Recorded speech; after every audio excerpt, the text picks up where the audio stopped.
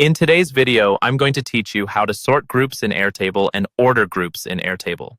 We'll walk through this slowly and clearly so you can follow along in your own pace. By the end, you'll understand not just what to click, but why each step matters and how it helps you organize your information more effectively. First, start by opening the base and going to the grid view where you want to group your data. Airtable can have multiple views for the same table, and each view can have its own layout, filters, and grouping. That's why it's important to make sure you're in the correct view before you do anything else. Look at the left-hand side where your views are listed and click on the grid view you want to work with. Once that view is active, you're ready to start setting up your groups. Now, let's add a group. In the toolbar at the top of the screen, you'll see an option labeled Group. Go ahead and click that. If you don't see it right away, you can also click the three-dot menu on the header of the field you want to group by. Both methods lead to the same place, so use whichever feels more natural to you.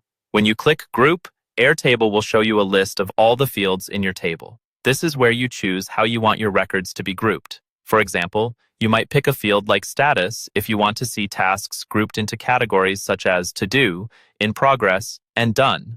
Or you might choose Assigné if you want to see everything organized by the person responsible for each item.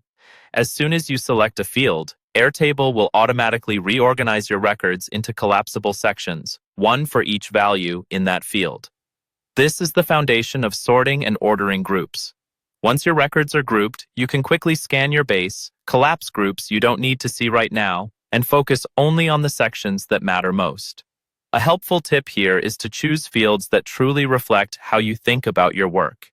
If you regularly talk about tasks by status or by owner, those are great candidates for grouping. And remember, you can always remove or change the grouping later without losing any data. That's all you need to get started with grouping, which sets you up perfectly for sorting and ordering those groups in Airtable.